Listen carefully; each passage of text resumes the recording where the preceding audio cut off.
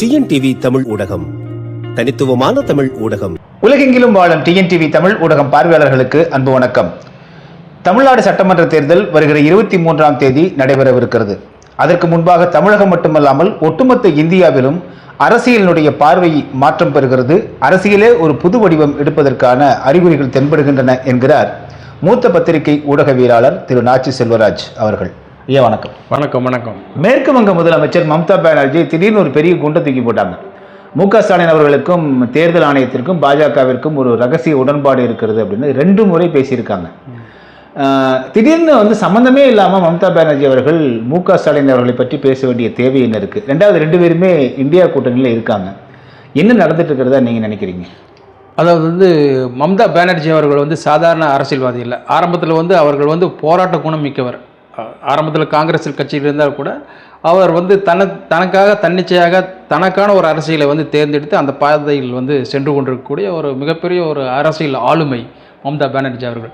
அவரோட வார்த்தை சாதாரண வார்த்தையை எடுத்துக்க முடியாது. இப்போ பாஜகவுக்கும் தமிழகத்தில் ஆளுகின்ற திமுக தலைமையிலான கூட்டணிக்கும் அதாவது தொடர்பு இருக்குது அப்படின்னு சொல்லி இப்போ சொன்னது மிகப்பெரிய ஒரு அதிர்வலைகளை ஏற்படுத்திக்கிறது தான் சொல்லணும். ஆனால் அவர் சொன்னிய ஒரு 2 நாள் கழித்து பார்த்தீங்கன்னா ஆங்கில ஊடகங்களும் சரி, ஆங்கில பிரிண்ட் மீடியாவும் சரி, எல்லா பத்திரிகைகளும் இது குறித்து பக்கமாக எழுதுனாங்க. அதை யாரெல்லாம் ஃபாலோ பண்ணாங்க அப்படின்னு நல்லா தெரியல. தமிழ் ஊடகங்கள் பெருசாக எழுதலை. எழுதலை. ஆங்கில ஊடகத்தில் இதை பற்றி நிறைய பக்கம் எழுத ஆரம்பித்தாங்க. இதனோட பின்விளைவுகள் என்ன, யார் இதுக்கு பின்னாடி இருக்கிறாங்க அப்படின்னு நல்லா சொல்லி ஆரம்பித்தாங்க. இதுக்கு பின்னாடி இதுக்கு யார் இருக்கிறாங்கன்னு பார்த்தீங்கன்னா அதுக்கு படித்து அது நம்மவும் அதை வச்சு தகவல் சேகரித்த போது மிகப்பெரிய அதிர்வலைகளை அரசியலில் ஏற்படுத்திக்கிறது தான் சொல்லணும். ஏன்னா இதுக்கு பின்னாடி ராகுல் இருக்கார், அமித்ஷா இருக்கார், மம்தா பானர்ஜி இருக்கிறாங்க. இதுக்கு இந்த 3 பேர்த்துக்குள்ளே ரொம்ப நெருக்கமாகக்கூடிய அரசியல் தமிழகத்தில் அரசியல் ஆளுமை எடப்பாடி பழனிசாமி அவர்கள் இருக்கிறாருங்கிறத மிகப்பெரிய ஒரு அதிர்ச்சி தகவலாக இருக்குது. இப்போ அமித்ஷா அண்டு எடப்பாடி பழனிசாமி அண்ட் ராகுல் அப்படிங்கிறது தான் இப்போ ட்ரையாங்கிள் அரசியலாக பார்க்க வேண்டியதாக இருக்குது. இது புறந்தள்ள முடியாது. இது மிகப்பெரிய ஒரு அரசியல் தந்திரம்னு தான் சொல்லணும்.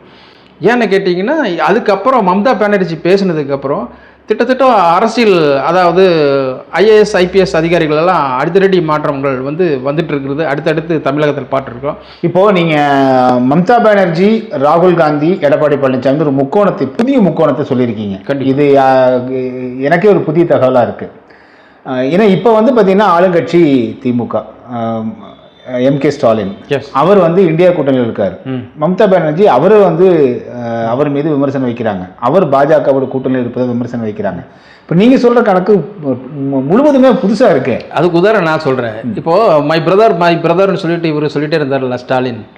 அப்போ அவர் சொல்லிட்டே இருந்தார். அவர் ரிப்ளை பண்ணவே இல்லை.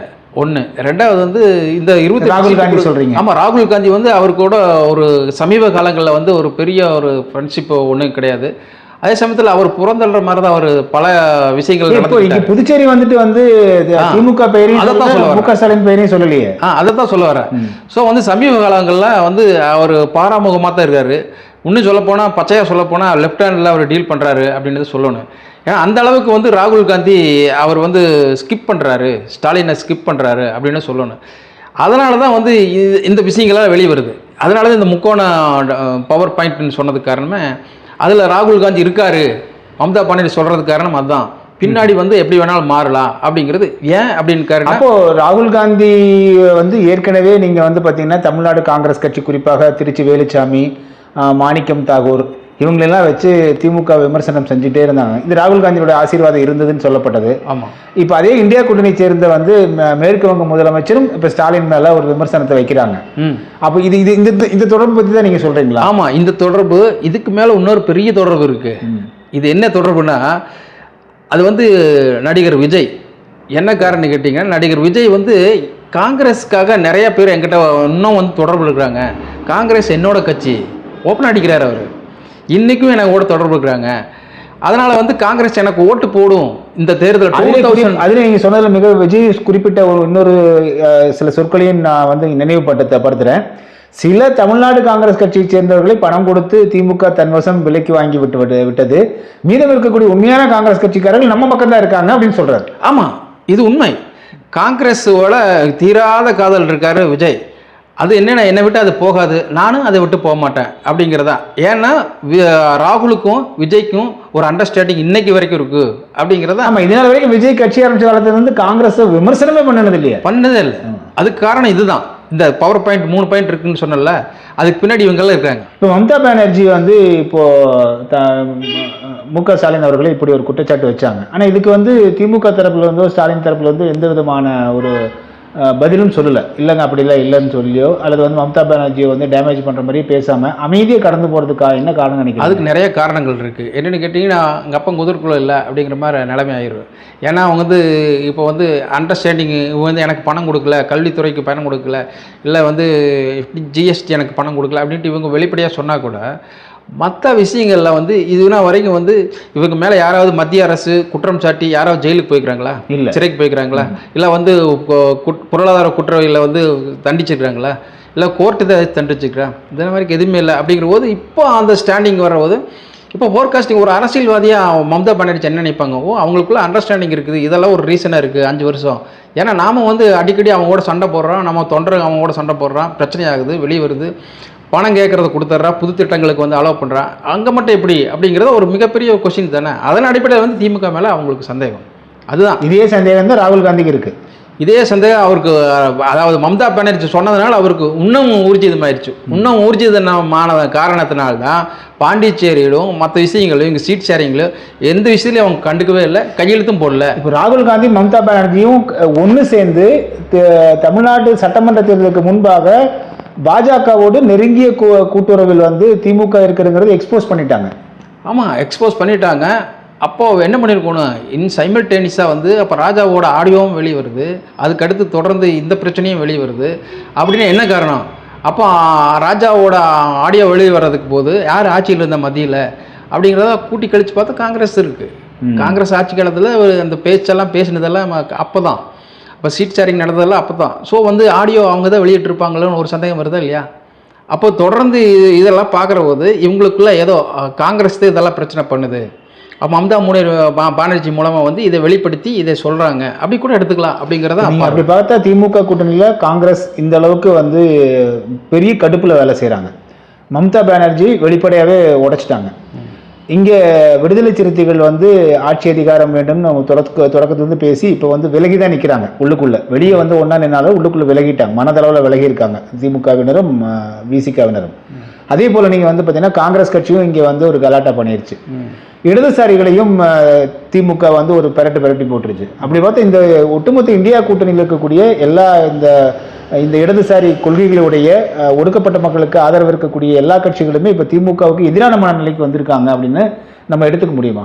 நல்லா கரெக்டான கேள்வி. ஒரு வகுப்பாளர் வந்து காலையில் பேசுகிற போது என்கிட்ட சொன்னார், திமுக எத்தனை கட்சியோட கூட்டணி என்கிட்ட கேட்குற போது சொல்கிறாரு, அவர் வியூக வகுப்பாளர், அவருக்கு தெரியும். அவர் சொன்ன போது நான் சொல்கிறேன், அந்த பதில் சொல்கிற போது அவர் சிரித்தார். என்ன காரணம் அப்படின்னு கேட்குற போது, திமுக வந்து தனித்து போட்டியிடுகிறது இந்த தேர்தலில் அப்படின்னாரு.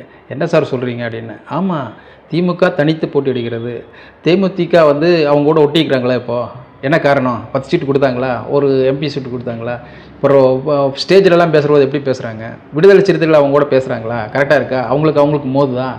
இப்போ காம்ரேட்டுகளில் வந்து 10 சீட்டு கொடுத்தாங்களா, 2 சிபிஐ சிபிஎம்முக்கு, அவங்க கூட ஒட்டி உறவாடுறாங்களா, ஏதாவது மேடையில் வந்து ஒன்றா இருக்கிறாங்களா, பேசுகிறாங்களா, ஒன்றுமே இல்லை. அப்போ வந்து அவங்க வந்து விசிக தலைவர் வந்து திருமாவை வந்து அவமதிக்கிறாங்க பிரேமலதா.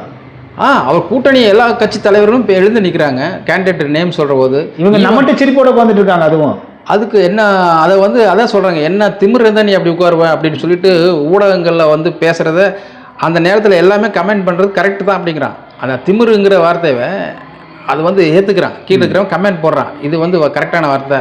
40 ஆண்டு காலம் வந்து அரசியல் வாழ்க்கையில் இருக்கிறவர் அவர் பேரை சொல்கிற போது ஏன் நீ உட்காந்துட்டு இருக்கிறீங்க, அப்போ சாதிய திமிரு தானே அது அப்படிங்கிறத அவங்களோட பார்வையாக இருக்குது. ஸோ வந்து எந்த காரணத்துக்கு கொண்டு விடுதலை சிறுத்தைகள் வந்து தேமுதிகவுக்கு ஓட்டு அளிக்காது, அந்த 10 தொகுதியிலும் ஓட்டு அளிக்காது அப்படிங்கிறத யதார்த்தமான கலை நிலவரம். அந்த 10 தொகுதியில் 8 தொகுதியில் வந்து ஏடிஎம்கேவோட போட்டி விடுறாங்க, மீதி 2 தான் மற்ற கட்சியோட. அப்போ வந்து 8 தொகுதியில் வந்து என்ன ஆகும் அப்படிங்கிறத அவன் கேள்விக்குறியோட போட்டு முடிக்கிறான். அப்போ விடுதலை சிறுத்தைகள் அவங்களுக்கு சப்போர்ட் பண்ணாதுன்னு அந்த மாவட்ட செயலாளர் கூட ஓப்பன் ஸ்டேட்மெண்ட் விடுறாங்க. அப்போ வந்து அவங்களுக்கு அந்த தொகுதி அவங்கள ஆதரிப்பாங்களா ஒன்று. அவங்க காம்ரேட்டுகளும் வந்து வெளிப்படையாக எதுவும் சொல்ல மாட்டாங்க. ஆனால் வந்து அவங்க களத்தில் வேலை செய்வாங்க. களத்தில் வேலை செஞ்சு தன்னோட இது காட்டுவாங்க. ஸோ அந்த அந்த யூகோபாலர் சொன்ன வார்த்தை என்னன்னு கேட்டால், திமுக தனிச்சு தான் போட்டிடுது, மற்ற கூட்டணிக்கு பேர் 25 கொடிகள் தான் இருக்கு. ஆமாம், ஆனால் போட்டி எடுத்து திமுக மட்டும்தான். ஆமாம், அதுதான் கள நிலவரம். ஆனால் இங்கே பார்த்தீங்கன்னா ஏடிஎம்கே வந்து கூட்டணி கட்சி சார்பால் இப்போ மாம்பழத்துக்கும் சரி, இல்லை தாமரைக்கும் சரி, இல்லை குக்கருக்கும் சரி, அவங்க கட்சி தவிர மற்ற கட்சிக்கு தான் இரட்டை இலைக்கு தான் மெயினாக அவங்க வாக்கு சேகரிக்கிறாங்க. அப்படி பார்க்குறாங்க. அந்த வியூகோபாலரோட பார்வை வந்து அந்தளவுக்கு இருக்குது. ஸோ வந்து இப்போ கூட்டணி எது பலமாக இருக்குது, அதிக கூட்டணி உள்ள திமுகவா இல்லை குறைந்த கூட்டணி உள்ள அதிக வாக்குகளை வாங்குகின்ற அதிமுக அப்படிங்கிறத அவர் சீர்தூக்கி பார்க்குறாரு. அந்த வியூகோபாலர் சொன்ன விஷயங்கள் இந்த மாதிரி இருக்குது. ஸோ அந்த தேர்தல் வந்து இப்படி தான் போகும், கடைசி நாள் வரைக்கும் இப்படி தான் போகும்.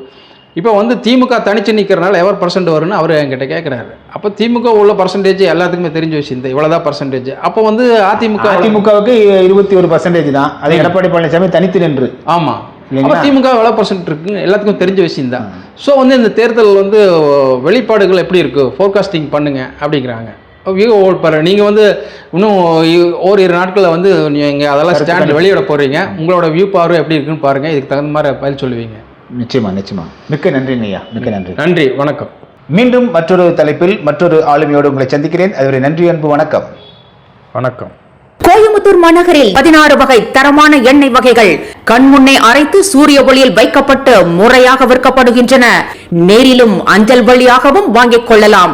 தொடர்புக்கு 9843028388. டிஎன்டிவி தமிழ் ஊடகம், தனித்துவமான தமிழ் ஊடகம்.